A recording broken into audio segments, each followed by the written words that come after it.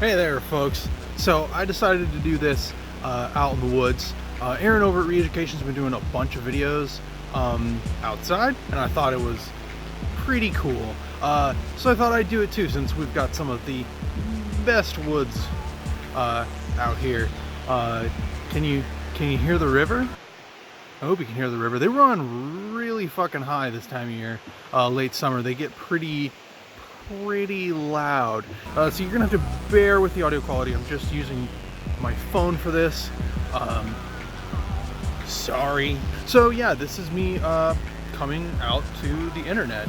I've been grappling with my gender for the last few months, and I've come to the conclusion that I am non-binary. More specifically, to the point, I am a agender, or non-gendered. I don't identify as a man. I don't identify as a woman. I don't really have any attachment to any of the 30 to 50 feral genders. Is agender a gender?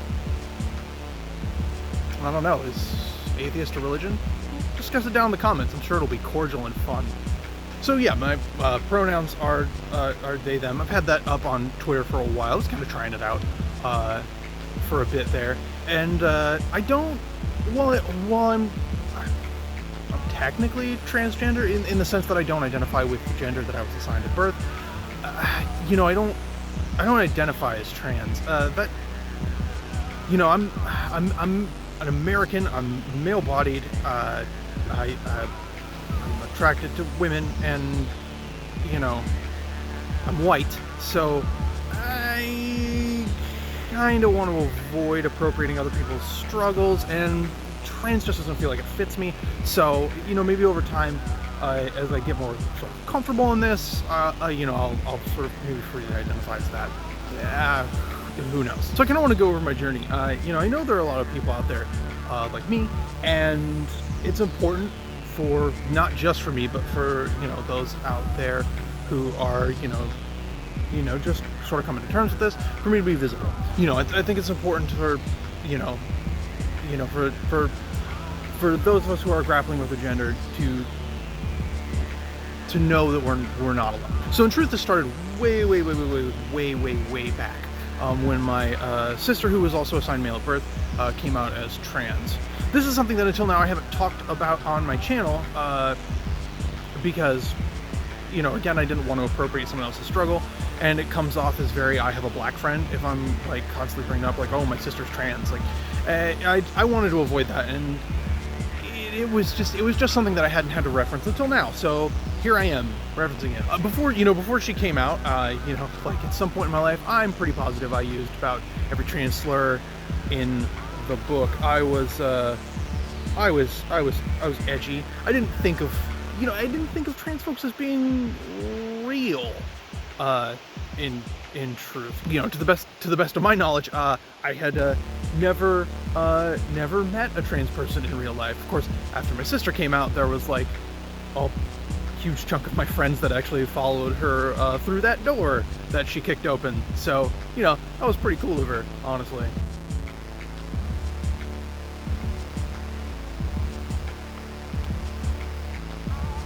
So fast forward several years to when I discovered BreadTube and decided to launch a channel of my own. Before I discovered this little chunk of the internet, I don't think I was actually even aware that non-binary people existed. And when I launched my channel and started my Twitter to help promote my channel, I suddenly surrounded by trans and non-binary folks. Like, this little chunk of the internet, fucking a lot of us. So, and obviously, I found that kind of interesting. Now, if there's one thing I've learned in all this, is that everybody experiences their gender differently. So I can't speak for every non-binary person's experiences, but I can speak to mine. And yeah, so first, I started to ponder how attached I was to the idea of being a man. Turns out it wasn't much, if any. During this time, I got invited to a bachelor party, and my gut reaction was just, I had zero interest in it. And at first, I sort of thought about that for a bit, and I thought, like, am I do I just not want to do stuff? Because, that's a real possibility. But the more I thought about it, the more I realized I don't want to go to any bachelor party. I don't even really want to go to like my best friend's bachelor party. I actually don't intend on having my own. It's a ritual I have no interest in, and I have pretty much a disdain for just about all male rituals, honestly. Once I actually thought about it. But just to give an example, I've like never in my life been interested in going to a strip club. And I'm not a prude, and I love titties, but it's just literally never appealed to me. For a while, I thought the reason why I had no interest in it was because there's a lot of I knew there was going to be like a lot of unsolicited touching involved and stuff like that, and I'm not a big fan of that like most of the time, but when I thought about it through the lens of like questioning my own gender, I kind of came to realize that a strip club, there's a sort of certain way I'm just going to be expected to behave. There's kind of no way for me to go in there certainly looking as I do and not be treated like a man, and there's of course all sorts of expectations that come with that, and yada yada yada, and that revelation, it just really clicked with me. Also, during this time, my fiance got a new colored nail polish in the mail. She does this like loot crate, but for makeup thing, and so yeah, she got this new color of nail polish in the mail, and she wanted to see how it looked, so she just was like, give me your hand, and painted a single one of my nails, and did that was good. I had a 3-day weekend, and I didn't take it off for the entire 3-day weekend. I only took it off to go back to work because my boss voted for Trump, and I just have no need to explain any of that to him. I don't want to lie, but I'm not telling him the truth. I'm not planning on being at that job very much longer anyway. So, but yeah, the whole 3 days I was wearing this like single painted nail. I kept looking at it. It kept giving me warm fuzzies. It was a good experience. That little piece of gender nonconformity meant a lot to me. And I used to, because I used to in high school, me and a bunch of my friends, honestly, like we used to paint our nails. And it was always black, always black. But I never stuck with that. I fucked around with colors, because I in general liked it. I wasn't just trying to be edgy. It was a way of, not that I'm saying that people who just use black aren't expressing themselves, but it was a way of expressing myself. And I stopped doing it, because at the time, because at the time I was growing up, and so I stopped doing it because that's not what grown men do. Grown men painting their nails, well, frankly, it seems kind of gay. I was a child. What do you want from me? But yeah, it turns out that the piece of gender nonconformity was actually really important to me. And it's, not gay at all. Though it would be cooler if it was. So after that, I was pretty much settled on the idea that I'm not a man. So I changed my pronouns in my Twitter bio. Some of you have probably noticed. I guess if you actually read my Twitter bio, you might have noticed it. Anyway, but yeah, I found that I liked they, them pronouns. And so I started looking into non-binary genders. And for a while, I entertained the idea that I might be sort of a demi-man, I think is I think what people call it, like sort of a guy. But I'm pretty convinced that my attachment to being male really just comes down to the fact that I was socialized that way. And so yeah, I settled on agender. Agender fits me. Also, agender definitely has the coolest flag. It's just a fact. Fun fact, this exact color scheme is the color scheme I use for like every tank character I ever made in an MMO. I just started doing it one day with my in my first MMO, Dark Age of Camelot. Oh, I miss Dark Age of Camelot. But yeah, I started doing it one day, and it just sort of, I ended up doing it in like every MMO after that, and it just kind of became a thing. That's a coincidence, but it's a fun coincidence. I like it.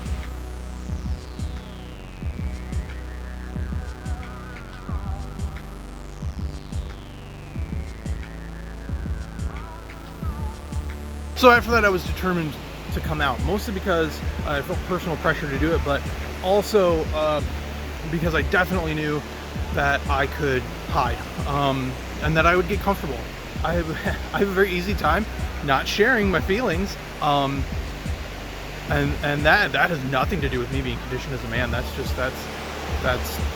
That's completely unrelated. Now, anyway, so coming out was a terrifying proposition. I knew my family would totally roll with it because, you know, like I said, my sister is trans. She came out a long time ago, and actually, her coming out as trans was what caused my mom to leave the Mormon Church, which was awesome because both my sister and my mom became instantly cooler.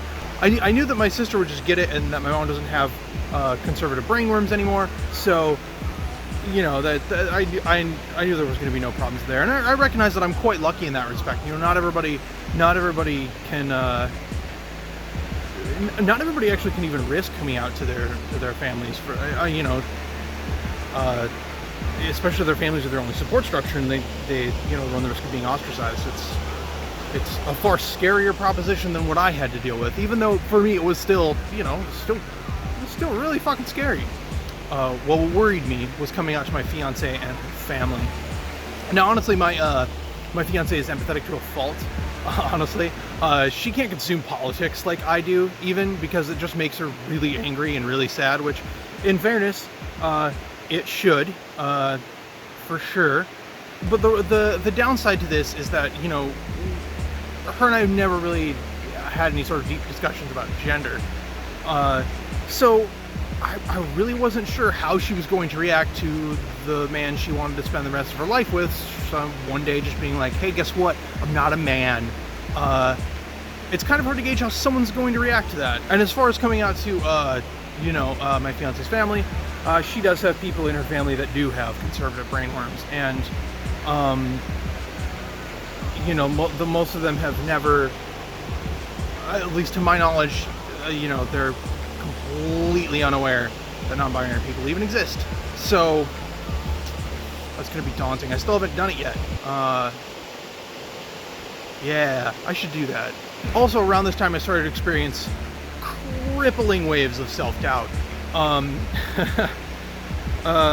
You know, literally every couple hours or so, I would like just be convinced that I'm just delusional, and that all this empty stuff is all just in my head, and then someone would call me sir, and the dysphoria would sort of snap me back into place for a little bit.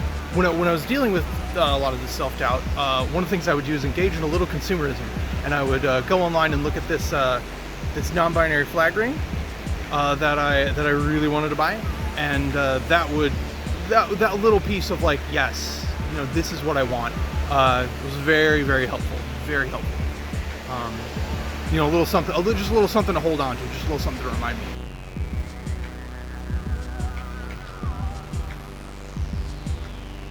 So, since I was unsure about my partner's reaction, and given that I didn't know how I was going to feel in any given moment, I decided to write it all down. I was actually genuinely afraid that I wouldn't be able to say it out loud, so I thought having this sort of written out document of, you know, who I am, how I feel, would be a good thing to have. It was a piece of advice I got from the internet when it came to coming out. So anyway, typing this all up resulted in a wave of gender euphoria that is, oh, it was better than drugs. However, it was followed by the worst wave of self-doubt that I have ever experienced. It was a deep, dark, black hole of nothing, and I kind of realized that I couldn't come out to my fiance like that. I was too up and down. I was too all over the place. And so I took the internet's advice and came out to somebody else who's LGBTQ first. So coming out to my sister was incredibly cathartic. And yeah, my advice absolutely is, if you're thinking about coming out as, you know, I mean, really anything, honestly, do it to someone who has experienced something similar. It's very helpful to get that kind of reassurance. It's a very confirming thing. You're not alone. She helped confirm a lot of my experiences as being real and genuine, and and that was good. That really gave me the confidence to come out to other people, honestly. And of course, like, our experiences are different.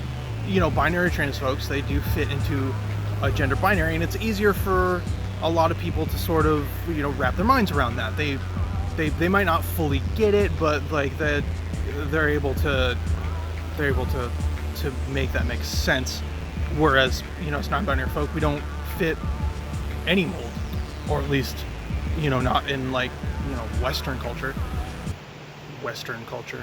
And to be clear, this is not me saying that, like, you know, binary trans folks reinforce the binary.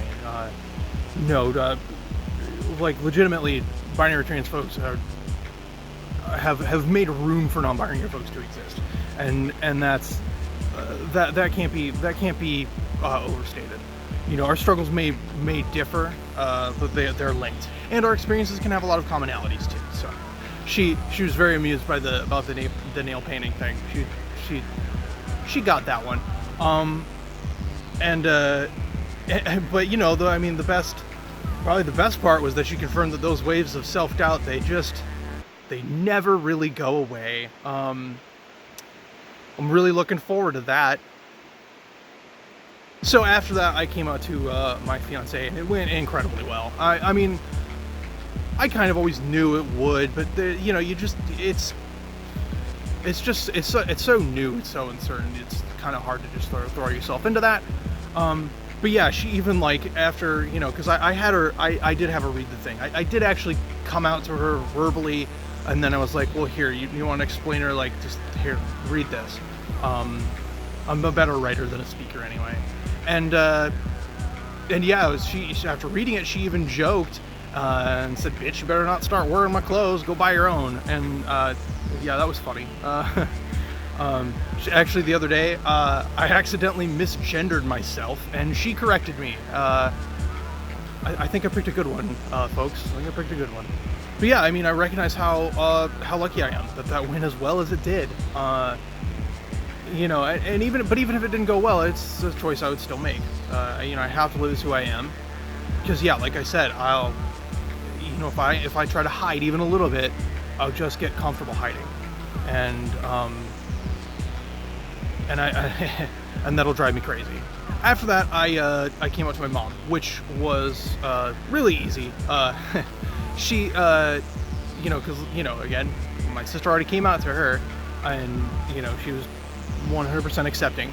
So my mom is in a support group for parents of LGBTQ kids, called Mama Dragons. If you want to check it out, I'll link down in the doobly-doo. So yeah, like through that, she'd already met plenty of non-binary folks. So it was actually like, it was the easiest time I had explaining it to anyone. And you know, so far I haven't dealt with anybody freaking out on me or anything. And I think part of the reason I assumed that everybody was gonna freak out is just how much this has freaked me out. Like I have been in a perpetual state of freaked out for the last like 3 months. You know, over all this, I'm getting better. The more people I come out to, the better it is. So I haven't come out to my partner's family yet. I'm not really worried about rejection. They've known me for like 10 years. I'm not so much worried about rejection as I am just really not wanting to have to explain myself 20 million times. And like I said, there's a lot of people in our family that are pretty conservative, you know, voted for Trump, all that shit. And you know, but I don't really have a choice. It's my fiance's family. I'm their family. They're gonna be family for the rest of my life, and you know, I'm not gonna spend the rest of my life hiding who I actually am. So they're gonna have to deal with it. Not that I think that most of them are gonna have a problem dealing with it, or even if they do, they'll get it in time, and it won't be a big deal. And you know, it's one of the things that I do have to realize, even if they don't get it, one of the things I have to deal with is recognizing that there are going to be people in my life who are going to treat me respectfully in my face, and then behind my back just call me a delusional man. And you know, I don't want to say that's fine. I'm not fine with it, but it's a reality that I'll just have to accept, that I'll just have to deal with. You know, not everybody is going to be 100% woke all the fucking time. It's just how it is.